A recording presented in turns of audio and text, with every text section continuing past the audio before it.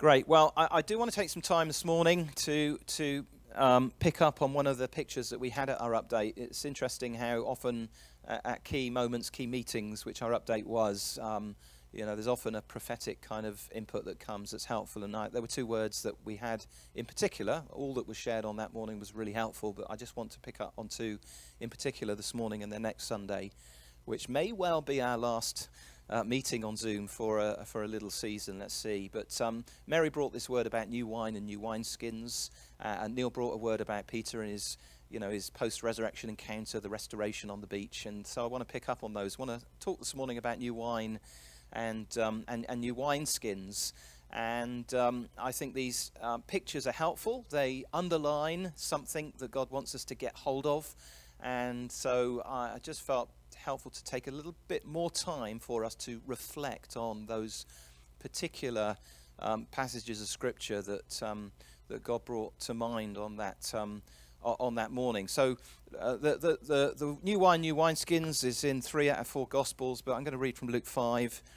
It's in verse 36 to 39 if you've got a Bible there, and this is what it says. And it says, "They said to him, the disciples of John fast often and offer prayers, and so do the disciples of the Pharisees. But yours eat and drink."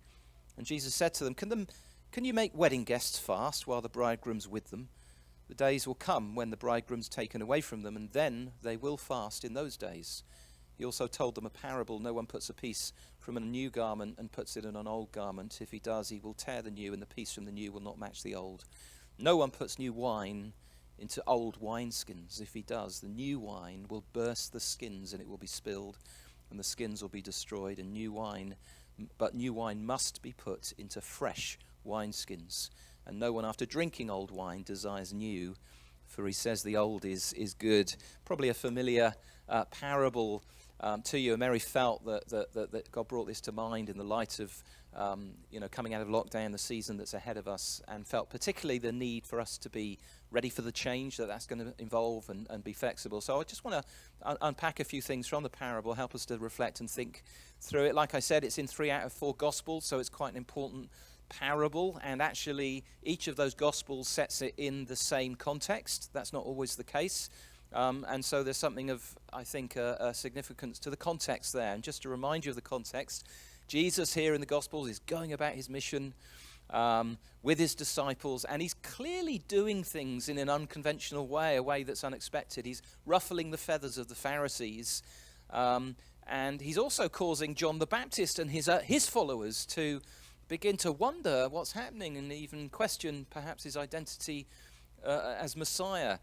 John's disciples on the back of that come and question. They ask this question about why he's not fitting in with the rhythms of fasting that they and the Pharisees follow. And those were customs, practices that they had adopted as part of their religious life as communities, as they sought to apply God's law and express their devotion to Yahweh, to God.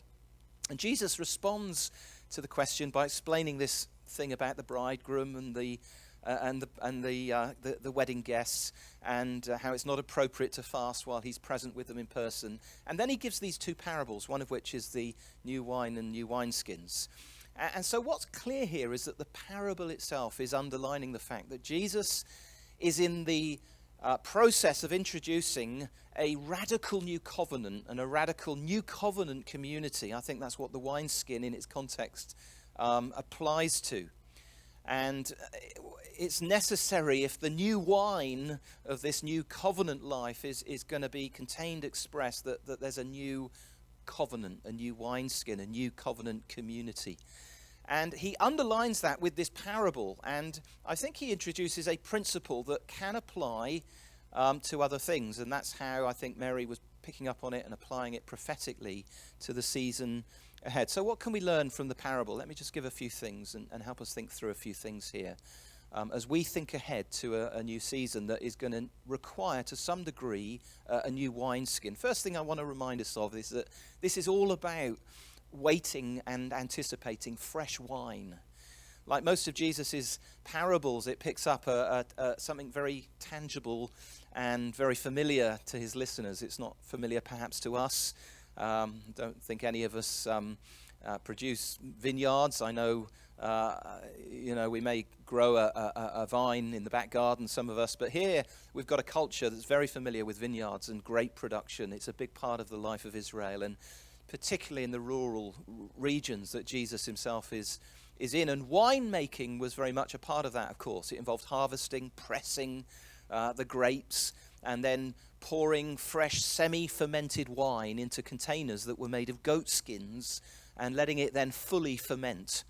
And if you recycled old skins that had aged and that might contain some dry residue in them from the year before, then you risked actually bursting those skins and losing your wine. They weren't supple, they weren't new. You needed new, supple, flexible skins to facilitate the new wine.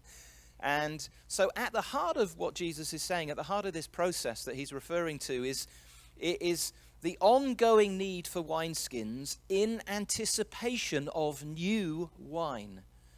Without the new wine, there's no need for new wineskins, is there? And wine, of course, in the scripture refers to this renewal of God's life in us, in his people, the joyful renewal of our spiritual lives as a result of God now showing us favor in a fresh season. So Joel prophesies the way in which God will respond in restoring and renewing his people. He says, the Lord said to his people, behold, I'm sending you grain, new wine, and oil.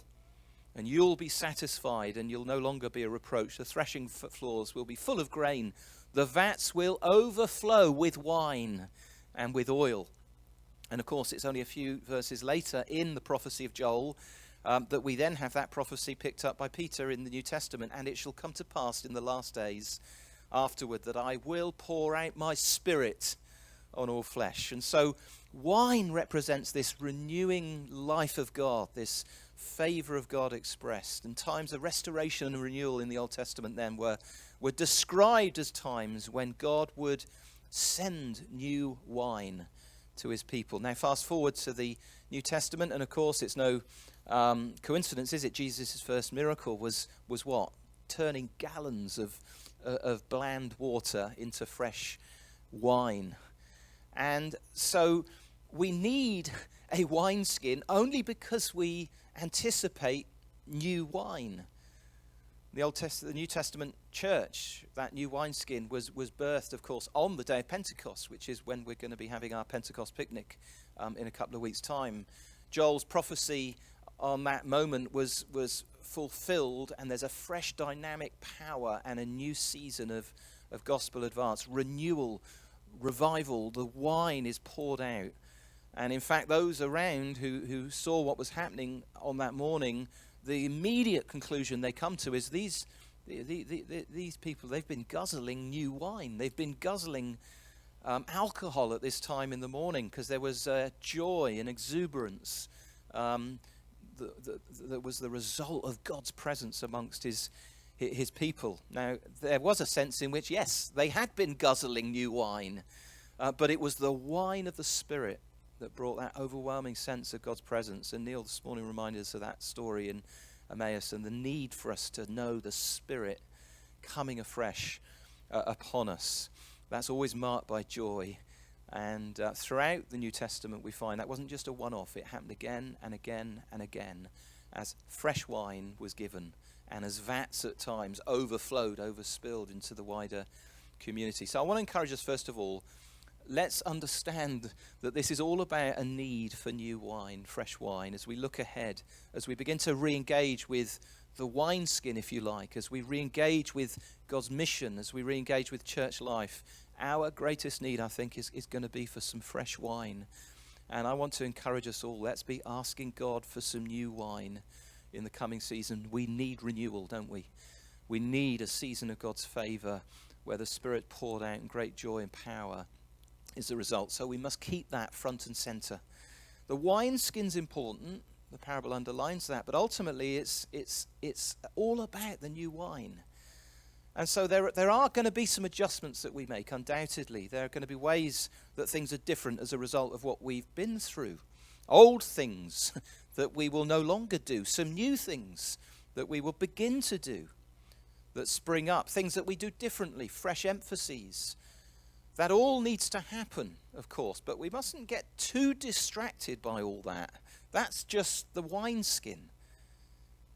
It's not just about doing things differently because we're a bit bored and fed up with how things have been done in the past. We don't need a new wineskin, do we, if there's no new wine? We need fresh wine, we need renewal, we need fresh expressions of the favour of God. We need our vats overflowing. So as we look ahead, let's ask God for new wine. He's a good God who loves to give the Spirit to those who ask. Let me encourage you to be making that a frequent, regular prayer as we look ahead to the coming month or so. Lord, pour out new wine as we begin to gather. Let there be that joy, that sense of your presence amongst us. New wine. Secondly, we find in the parable flexibility.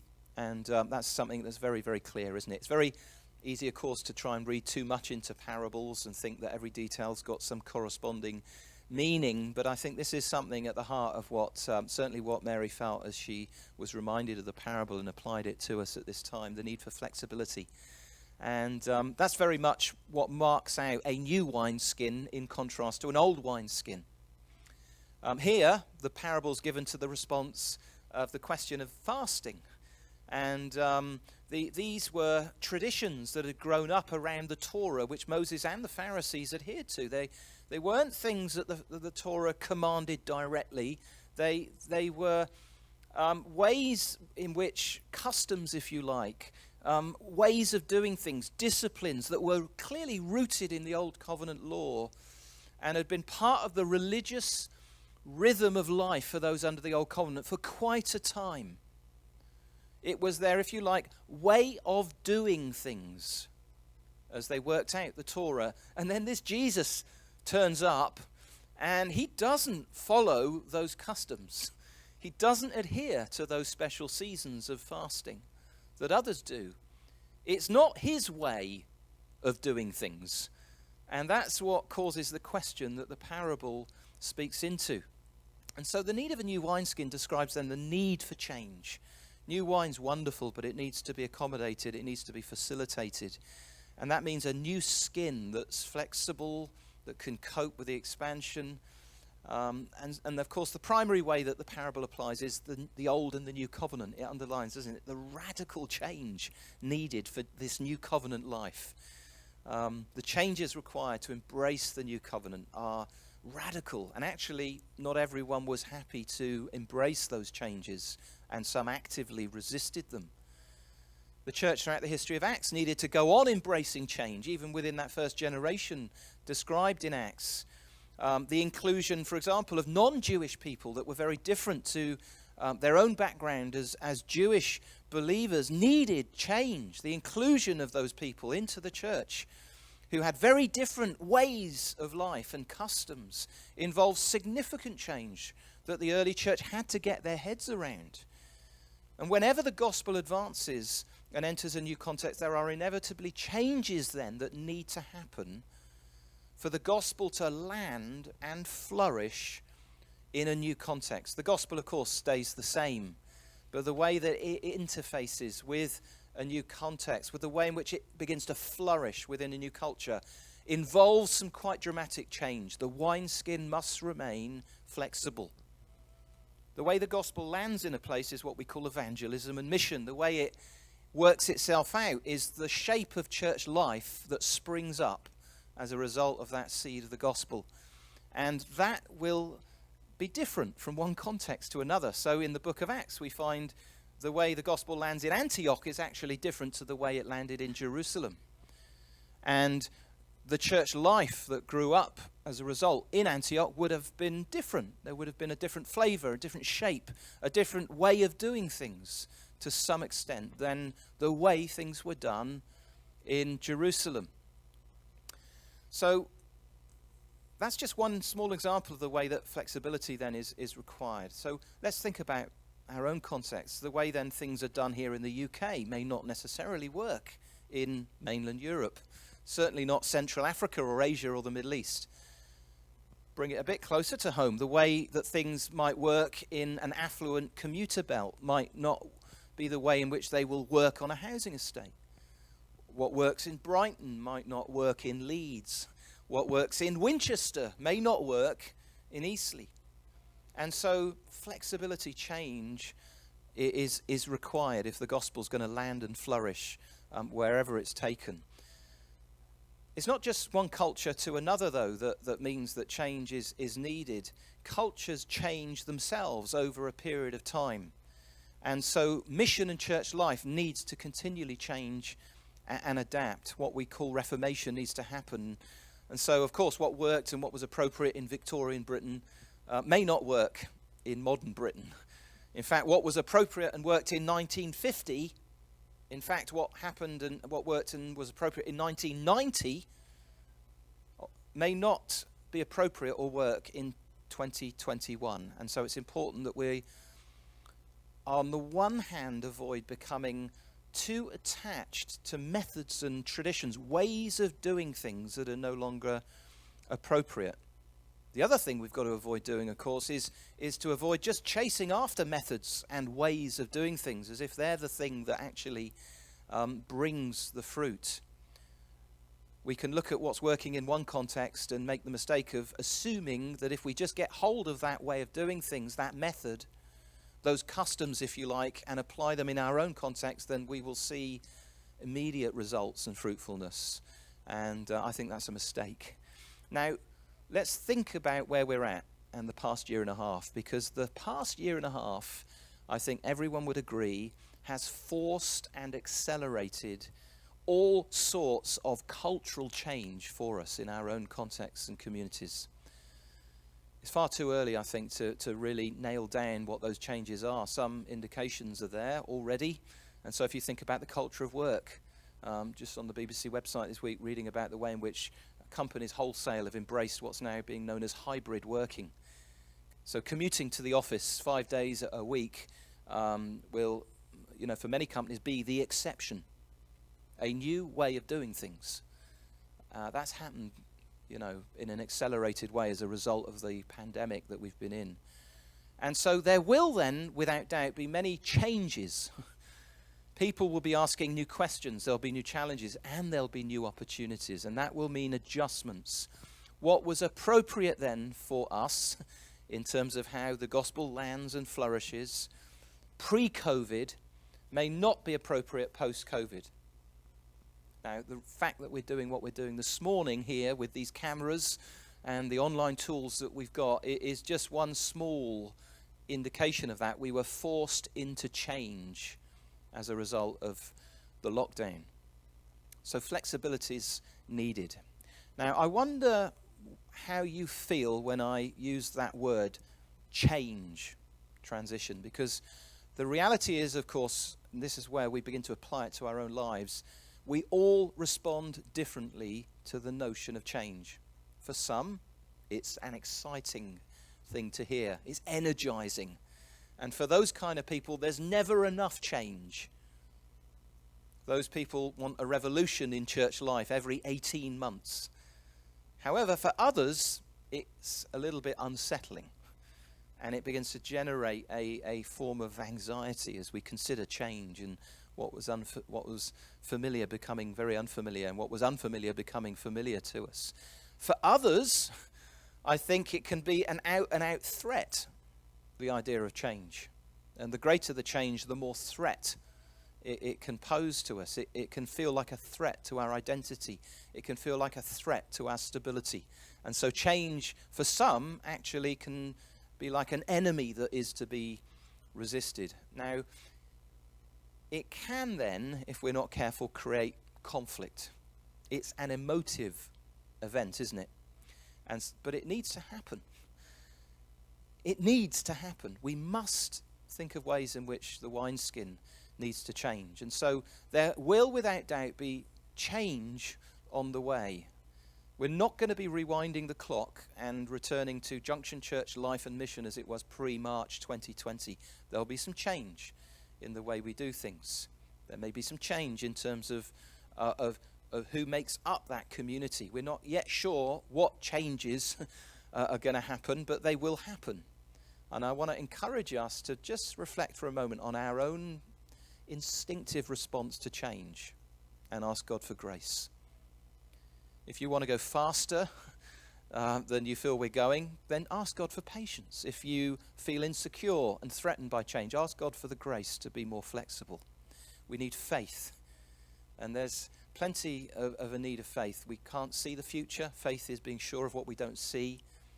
What does life look like in 6 months' time? What does church life look like in 6 to 12 months' time? What about this collaboration that we mentioned at our update with Life Church? What does that look like? Where's that all going? And the simple answer is, I don't know. But God knows. And so what we need at the moment is faith. We need to trust in the character and promises of God for what we do not yet see, and as we begin to have to take some risks. We also need courage. The old wineskin's a familiar, safe place for us, isn't it? It's where we are safe at times. It can feel like that place of security, and so we need to have courage to embrace change. It takes courage to stop doing things the way that we used to do them. And it takes courage to start doing things maybe slightly differently. So we need fresh wine, we need flexibility. And then the final thing I want to talk about, which is also really important for us, is continuity. There's something else that we find in the parable that we can very easily overlook, that it's important to recognize. New wine does need a new wineskin, but it's a new wineskin. It's not an entirely new container, an entirely new invention. It's composed of the same basic ingredients, of course. It's just more flexible. It's just got a new capacity to stretch and adapt.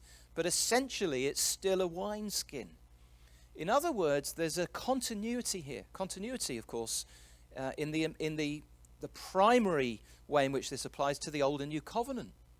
The New Covenant fulfilled what already existed. What was foreshadowed in the Old is found in substance in the New. What was promised and prophesied in the Old is fulfilled in the New.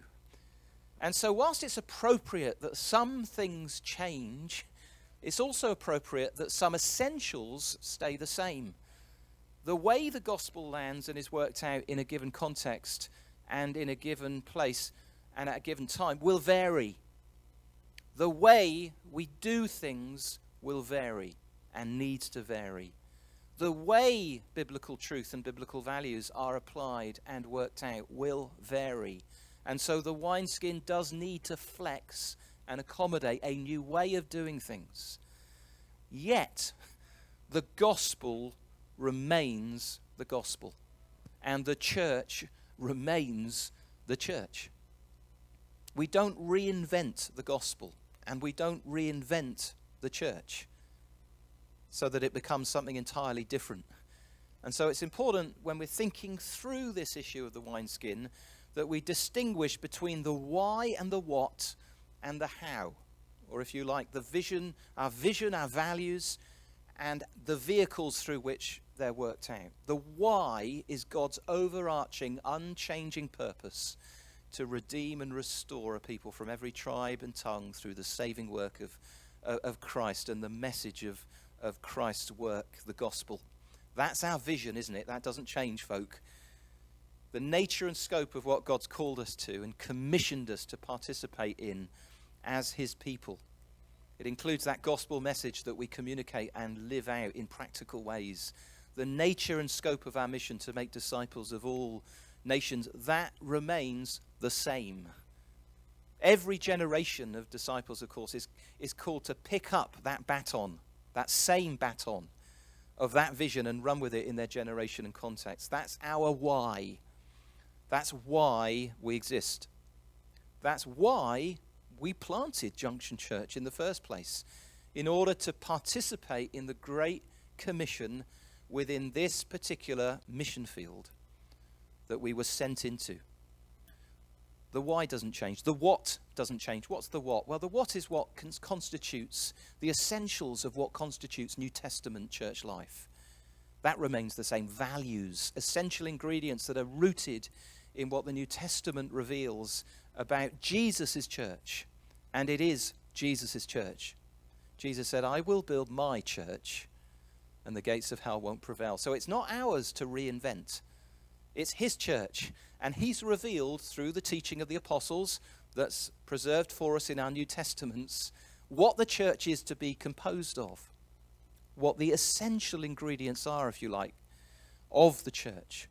The how of the way in which that gospel goes out and lands will change. It changed even within the history of the book of Acts.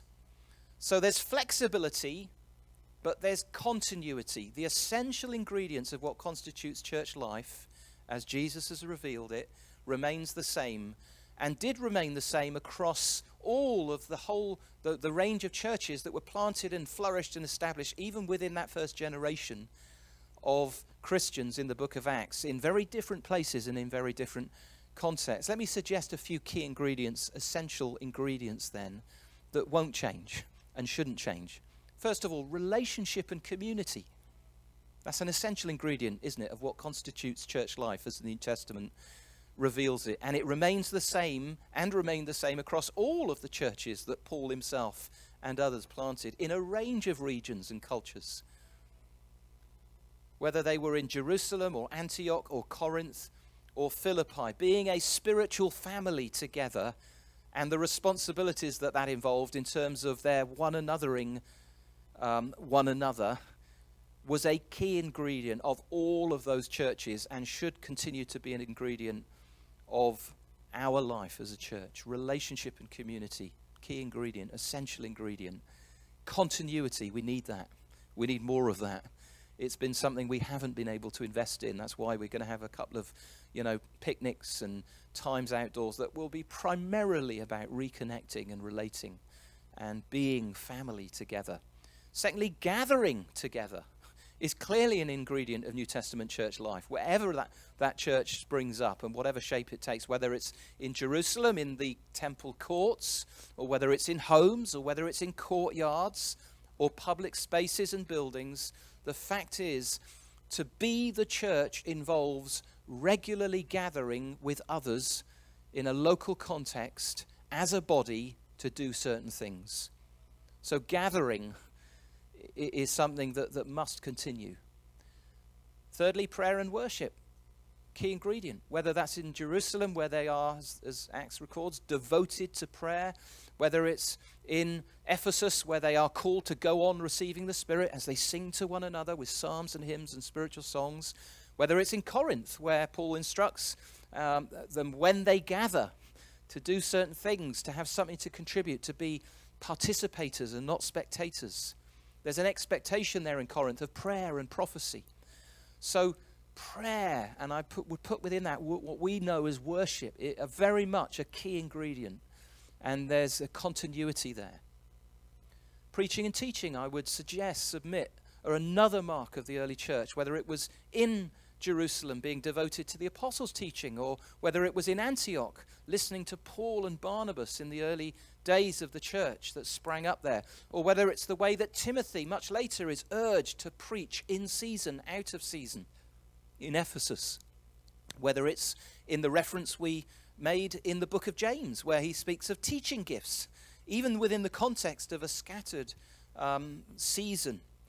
Teaching and preaching and the engaging with God's word is very much a key ingredient. So we're looking for continuity there between the old and the new.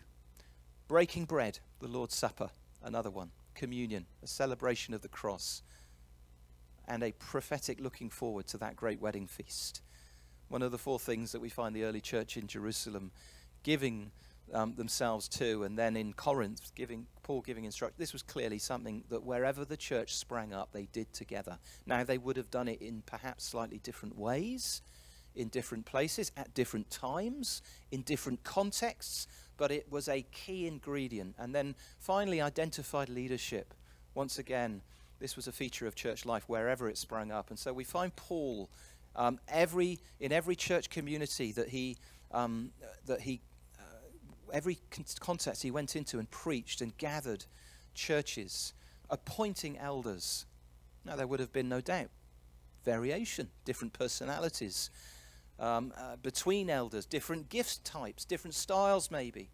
But wherever churches were formed, elders were identified and installed who brought oversight to those local church communities. And so there's no such thing as a leaderless, elderless church in the New Testament. You won't find it anywhere, not in Corinth, not in Ephesus, not in Antioch, not in Jerusalem. A key ingredient. So let me encourage us. As we go forward, we must be ready for change, but we must also look for some continuity. There are biblically rooted values that we don't throw out the window, that we maintain, that we express in different ways, but that are key ingredients, and there is a continuity there. I think in many ways we're talking about rediscovery and re-emphasis on some of those ingredients, and that undoubtedly will happen as we look to restart church life and mission. We've got a unique opportunity to do that, haven't we? And we're going to be spending time about what that means and what that looks like. The old wineskin may represent, in some sense, the way in which we've just allowed some of those very important things to become simply traditions and simply customs, which of course is a great danger when we get locked into and used to a rhythm and a way of doing things. Prayer becomes a religious duty. The breaking of bread just becomes a rather meaningless religious ceremony, perhaps. Our relationships even can stagnate and become very superficial. Preaching and teaching can be something we just sit through and then dissect rather than engage with at a heart level and allow ourselves to be practically shaped by.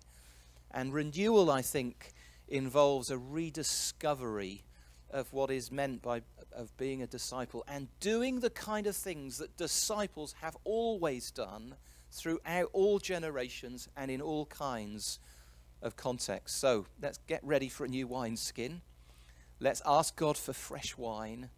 Let's be flexible and embrace the changes that are inevitably on the horizon. But let's rediscover biblical values and ingredients and engage with and express them in a way that's going to be appropriate